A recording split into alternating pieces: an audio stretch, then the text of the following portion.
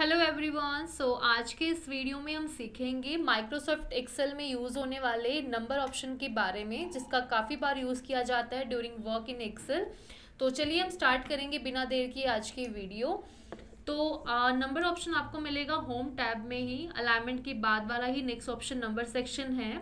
और हम इस ऑप्शन पे जब हम क्लिक करेंगे तो देर आर मल्टीपल ऑप्शन जो डिफरेंट डिफरेंट पॉइंट्स के लिए यूज़ होते हैं, जिसमें जनरल सेक्शन आता है, नंबर ऑप्शन आता है, करेंसी अकाउंटिंग, डेट्स के बारे में आपके पास ऑप्शंस अवेलेबल हैं। तो इन सभी कैटेगरी की आपको रिक्वायरमेंट पड़ती है। जब हम लोग डाटा एंट्री रिगार्डिंग कोई भी काम करते हैं तो हमारे को कई बार कुछ प्रॉब्लम फेस करनी पड़ जाती है उन नंबर्स को या उन डाटा को ऐड करते टाइम, राइट। तो उन्हीं चीज़ का सोल्यूशन हम लोग इस ऑप्शन की हेल्प से इजीली कर सकते हैं। तो बेसिकली फर्स्ट ऑप्शन यहाँ पर आपको दिख रहा होगा, that is general option. General मतलब कि नॉर्मली आप कोई भी डिजिट यहाँ पर लिख सकते हैं। फॉर एग्जांपल मैंने यहाँ पे कोई भी नॉर्मल डिजिट लिखी है। अब ये जो डिजिट है, आप जैसे लिखने के बाद एंटर प्रेस कर रही हैं तो आपको ये सिंपल नंबर जो है एक साइंटिफिक फॉर्म में दिख रहे हैं। जी हाँ, साइंटिफिक काइंड ऑफ नंबर का ही एक पार्ट होता है जिसमें आपका जो नंबर का फॉर्मेट्स होगा वो कुछ इस तरह से आपको दिखाने लग जाएगा। अब इस तरह फॉर्मेट दिखाने का रीज़न ये होता है कि हम कोई भी एक नॉर्मल सेल के अंदर मैक्स टू मैक्स 11 नंबर ही टाइप कर सकते हैं। अगर आप 11 से ज़्यादा डिजिट टाइप करते हैं तो वो ऑटोमेटिक आफ्टर एंटरिंग आपका जो नॉर्मल सेक्शन नंबर का है वो इस तरह से साइंटिफिक इंटरफेस में चेंज कर देता है। फॉर एग्जाम्पल अब मैं नेक्स्ट सेल में नॉर्मली कोई भी 11 डिजिट टाइप कर रही हूँ, 11, ठीक है। सो मैंने यहाँ पे सिंपल 11 डिजिट टाइप किया। अगर मैं 11 डिजिट टाइप के एंटर कर रही हूँ तो आपका नंबर जैसा वैसे रहेगा। बट अगर आपने इसमें एक भी डिजिट एक्स्ट्रा ऐड कर दिया तो वो ऑटोमेटिक आपके जो है 11 डिजिट के अलावा जो भी नंबर लिखे गए हैं एंटर करते ही वो आपका क्या कर देगा, साइंटिफिक फॉर्म में चेंज कर देगा। तो यानी कि जनरल दैट मीन्स कि नॉर्मली हम लोग एक सेल के अंदर मैक्स टू मैक्स 11 डिजिट्स ही टाइप कर सकते हैं। नेक्स्ट इज आपके पास ऑप्शन है नंबर ऑप्शन। नंबर ऑप्शन आप में से कई बार कंडीशन ये रहती है कि मैम अगर हमने एक्स्ट्रा नंबर टाइप करने हो, 11 से ज़्यादा डिजिट टाइप करने हो, तो उस केस में हमारे पास ऑप्शन तो है नंबर ऑप्शन जहाँ पर हम एक्स्ट्रा नंबर टाइप कर सकते हैं।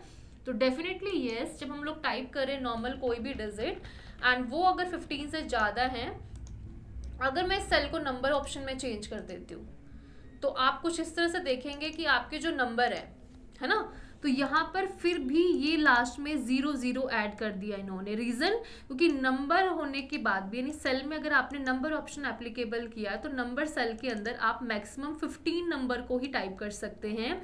अगर 15 से ज़्यादा डिजिट टाइप किए हैं तो वो ऑटोमेटिक नंबर में क्या कर देगा, वो 0 की फॉर्म में कन्वर्ट कर देगा। यानी कि अगर मैंने सिर्फ 15 डिजिट टाइप किए हैं, दैट इज़ ओके, 1 2 3 4 5 6 7 8 9 10 11 12 13 14 एंड 15। अब मैंने यहाँ पे सिंपली 11 डिजिट टाइप करके इसको मैंने कन्वर्ट किया है नंबर में। तो आप देखेंगे कि ऊपर मेरी 11 से ज़्यादा डिजिट थे तो नंबर में होने के बावजूद भी उसने यहाँ पर डेसिमल में कन्वर्ट किया और उन नंबर्स को हटा के 0 ऐड कर दिया।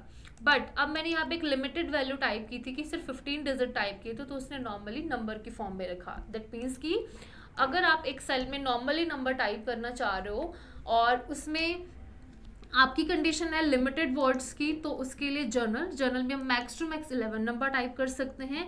11 से अगर थोड़े बहुत नंबर ज़्यादा टिल 15 है तो आप नंबर ऑप्शन यूज़ कर सकते हैं। नाउ क्वेश्चन इज दैट कि अगर हमारे डिजिट 15 से ज़्यादा हो तो फिर हम कैसे इसका यूज़ करेंगे, क्योंकि उसके लिए तो भी ऑप्शन है नहीं हमारे पास, है ना। सो बेसिकली अगर हमारे पास ऐसा कोई डाटा आ जाता है जिसमें 15 डिजिट से ज़्यादा आपने उस सेल में नंबर लिखने हैं, उस केस में आप क्या करेंगे, जितने भी एरिया में आपको नंबर्स की रिक्वायरमेंट है, जितने भी सेल्स में आपने अलग अलग नंबर्स टाइप करने हैं, उस सेल को आप सेलेक्ट कर लेंगे। एंड यहाँ पर ही आपको एक ऑप्शन अवेलेबल होता है बिल्कुल बॉटम पे, दैट इज टेक्स्ट ऑप्शन। तो इस टेक्स्ट ऑप्शन का काम है, जैसे आप किसी भी सेल को टेक्स्ट एप्लीकेबल करते हैं तो आप अपनी रिक्वायरमेंट के अकॉर्डिंग जितने चाहे नंबर्स जो है उसमें ऐड ऑन कर सकते हैं। जस्ट एग्जांपल, मैंने कुछ 5 to 6 सेल सेलेक्ट करके टेक्स्ट में क्लिक कर दिया। नाउ आप चेक करेंगे यहाँ पर, अगर मैं यहाँ पर 15 से भी ज़्यादा नंबर अगर मैं टाइप कर देती हूँ वो ऑल नंबर सेम टाइप हो जाएंगे लाइक दिस। यानी कि ना तो यहाँ पर वो साइंटिफिक में कन्वर्ट किया, ना ही उसने डेसिमल में कन्वर्ट किया। यानी कि आप अगर आपका सेल टेक्स्ट फॉर्म में है तो आप जितने चाहे नंबर्स जो है इसमें इजीली ऐड कर सकते हो। इसमें आपको कोई पर्टिकुलर रिस्ट्रिक्शन नहीं है कि आप एक सेल में इतने नंबर ही टाइप कर सकते हो।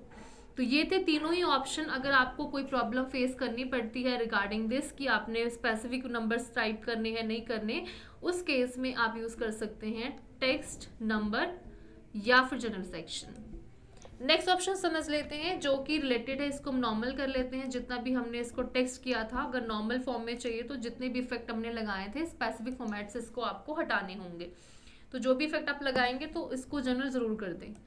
नेक्स्ट हम सीखेंगे करेंसी अकाउंटिंग। जी हाँ, अब नाम से पता चल रहा है, अगर आपके पास यहाँ पर कोई भी डाटा गिवन है, कोई भी नंबर्स गिवन है, कोई भी वैल्यू गिवन है एंड नाउ आपने इसके बाहर करेंसी सिंबल अप्लाई करना है। Just select your data and drop down arrow पे क्लिक करेंगे। Now you can apply currency. अब हम करेंसी यहाँ पे अप्लाई कर रहे हो तो यहाँ पर ऑटोमेटिक जो सिलेक्टेड है वो डॉलर करेंसी है। Now you want to apply कि मैम इंडियन करेंसी हमने इसमें अप्लाई करनी है, तो उस केस में आप यहाँ पर नंबर के ही कॉर्नर पॉइंट पे क्लिक करेंगे। तो जो भी ऑप्शन हम बाहर अभी करते आ रहे हैं ये सभी ऑप्शन यहाँ पर गिवन है। तो उनकी डिटेलिंग अगर आपको चाहिए तो जैसे मुझे करेंसी चेंज करनी है तो करेंसी पे मैंने क्लिक किया। Now there is a symbol और यहाँ पर आपका जो रुपीज़ का साइन, जो इंडियन करेंसी का साइन, आप वो सिलेक्ट कर लेंगे। Then okay, now you can see कि यहाँ पर जो है रुपीज़ का साइन जो है इसमें इजीली अप्लाई हो गया।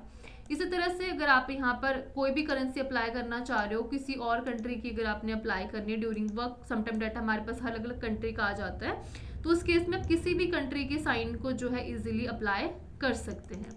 तो यहाँ पे सभी कंट्रीज के साइन दे रखे हैं, आप कोई भी कंट्री का साइन जो है इजीली ले सकते हैं। तो फिलहाल मैं यहाँ पर रुपीज़ का साइन ले रही हूँ। सेम वर्क यूज होता है, अगर मुझे इसका इफेक्ट हटाना है जो फॉर्मेट मैंने लगाया तो जनरल कर देंगे, अब आपके नंबर नॉर्मल फॉर्म में कन्वर्ट हो जाएंगे। सेम अगर मुझे अकाउंटिंग यूज़ करनी है, अकाउंटिंग का काम भी बेसिकली करेंसी यूज़ करने के लिए ही होता है।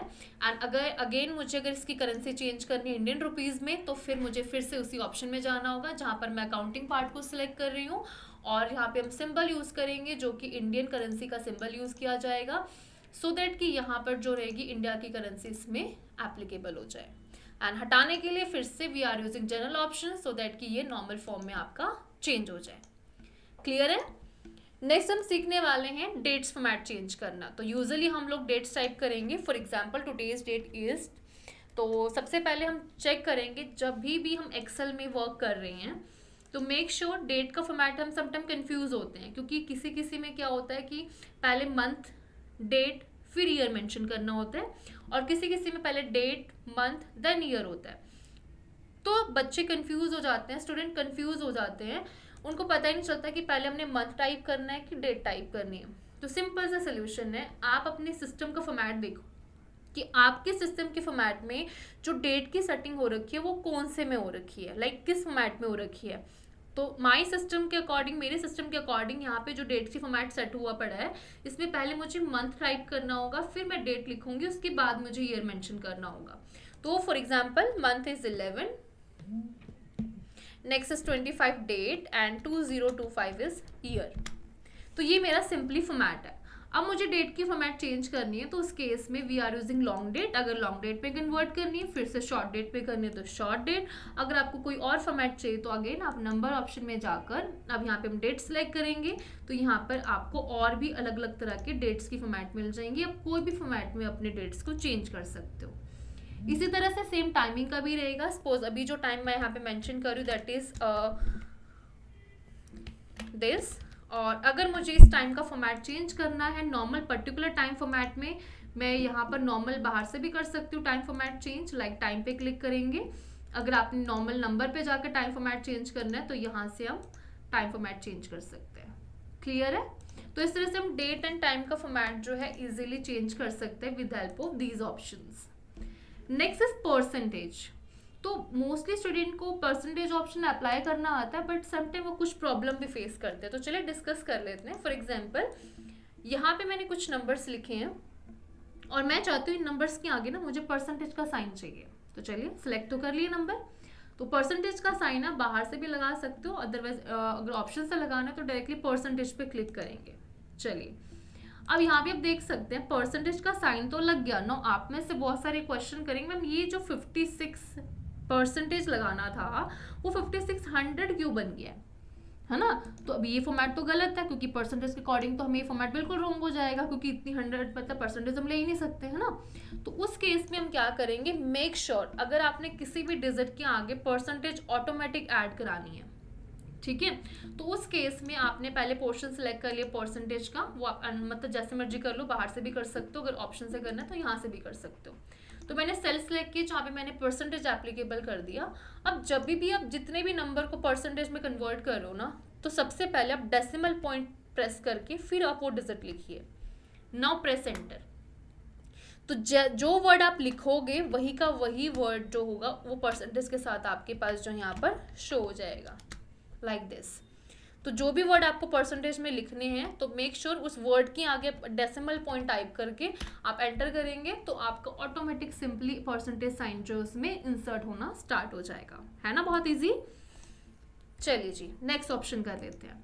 सो नेक्स्ट ऑप्शन इसमें रहेगा, हम लोग सीखने वाले हैं दैट इज फ्रैक्शन ऑप्शन, ठीक है। फ्रैक्शन मतलब यूजुअली क्या होता है, समटाइम हमें जब हम लोग कोई भी चीज़ टाइप कर रहे हैं तो समटाइम वहाँ पे कुछ वैल्यूज ऐसी आती है जो फ्रैक्शन फॉर्म में होते हैं। फ्रैक्शन दैट मीन्स अपॉन, जैसे कि मान लो 2/5, 1/2, 3/8 है ना, इस तरह की वैल्यू टाइप करनी होती है।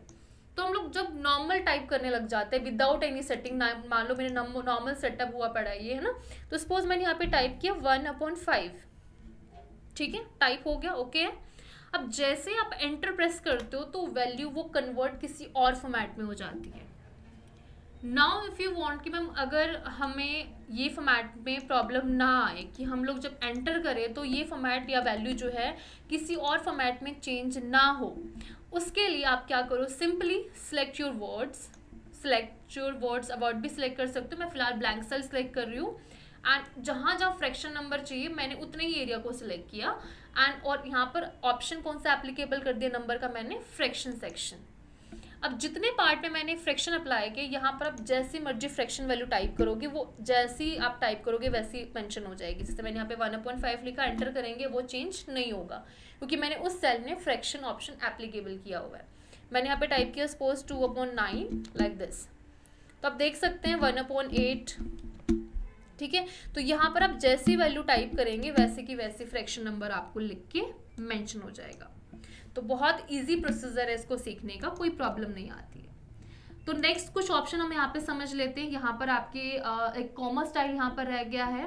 सो बेसिकली जब हम लोग बहुत सारे डिजिट टाइप कर रहे होते हैं, बहुत बड़ी अमाउंट हम लिख रहे होते हैं ना, तो उसमें हमारा क्या रहता है कि कॉमा टाइप करना हमें थोड़ा सा मुश्किल लगता है। मुश्किल इन द सेंस कि वो हमारा टाइम ज़्यादा लेता है कि हम एक एक वर्ड के आगे कॉमा लिखें तो बहुत ज़्यादा टाइम लग जाएगा इंडिविजुअल सेल में जाके टाइप करना कॉमा। तो हम लोग नॉर्मल वर्ड को सिलेक्ट करेंगे जहाँ पर भी आपको कॉमास की रिक्वायरमेंट है एंड यहाँ पे कॉमा स्टाइल पे जस्ट क्लिक कर देंगे तो ये ऑटोमेटिक जो भी रिक्वायरमेंट है आपकी कॉमा जहाँ जहाँ ऐड रिक्वायर्ड है वो ऑटोमेटिक ऐड कर देगा। अब साइड में डेसिमल पॉइंट ऑटोमेटिक ऐड हो गए हैं, इन डेसिमल पॉइंट को आपने रखना है तो आप रख सकते हैं। इंक्रीज इंडेंस से डेसिमल पॉइंट को इंक्रीज डेसिमल भी कर सकते हैं, नहीं रखना तो आप डिक्रीज डेसिमल से इन डेसिमल पॉइंट्स को रिमूव भी कर सकते हैं। तो यहाँ से हम इन दोनों ऑप्शन का आराम से यूज़ कर सकते हैं। नॉर्मल करने हैं तो हम फिर से जनरल कर देंगे, जनरल से क्या होगा जो भी ऑप्शन आपने इसमें एप्लीकेबल किए हैं वो डिसअप्लाई हो जाएंगे। होप सो आज के इस वीडियो में नंबर सेक्शन आपको इजीली क्लियर हुआ होगा। तो नेक्स्ट टाइम जब आप एक्सेल में वर्क करोगे तो इन ऑप्शन का यूज़ करना सो दैट कि आपका टाइम ज़्यादा वेस्ट ना हो। Thank you.